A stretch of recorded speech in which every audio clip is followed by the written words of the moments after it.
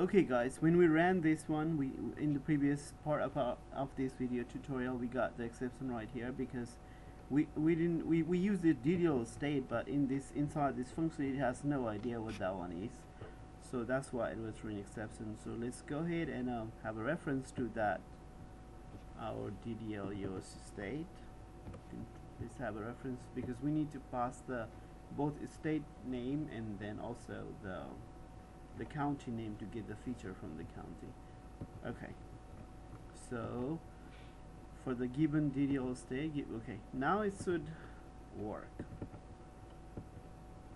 To refresh the page, let's see in Colorado. Let's go into Boulder, Colorado. Oh, you know what? Perhaps it is working, but I'm missing one more thing. Remember, like by default I set this guy as a visible if I said not to show it until that is get clicked. So I would say alright, so before I call this one here, I want to do one more thing. I'm going to say if this data dot length, it's going to be an array. If it's greater than 0 means if there is a data, then I want to do this. If there is a data, then the very first thing I'm going to do is I'm going to make it visible.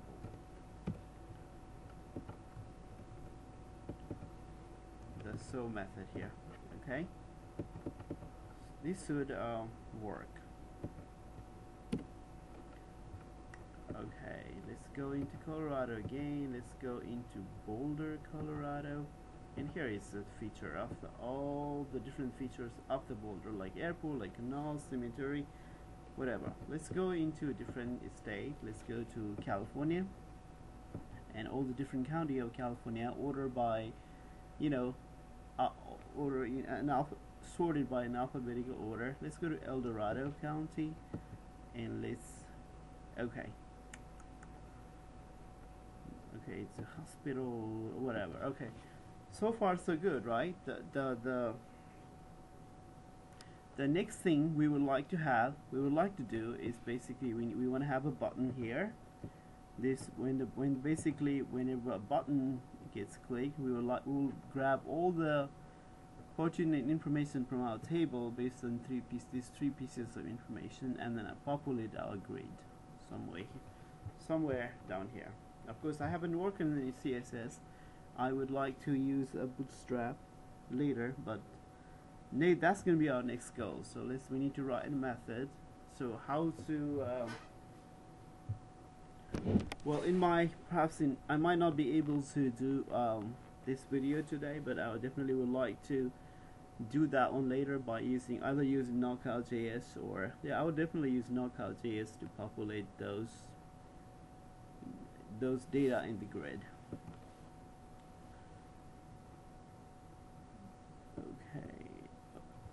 So once again, you know, the implementation is pretty simple.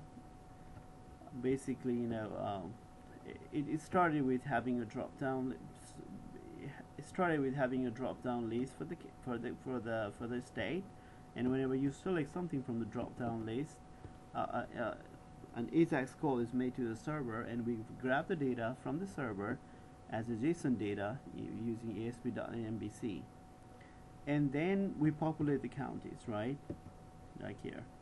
So at this point, this is you know, like when we select the Delaware, we basically send the request to the server, and server basically talks to backend database. Hey, I have a Delaware. Give me all the county for a state of Delaware, and there are 3 of them. It gets populated. And then if I choose any Newcastle County, and it populates all the different kind of you know, the infrastructure or different kind of, I don't know what they call, the things the state have, like a school, like post office, a church, or dam, or census, whatever, those information. And then in my upcoming video tutorial, I will have a button here next to this drop down list, and then when the button gets clicked, basically I'll pull out all the data from the backend database. The data will be like latitude and longitude and stuff like that, and of course the name of the place and the city, state, zip code, whatever. And once that information is there, next very last thing I would like to do is I would like to call Google Map to show that information. That is my goal. Alright guys, thank you very much for watching this video. I will definitely posting more video later. Have a good night and happy coding. Thank you.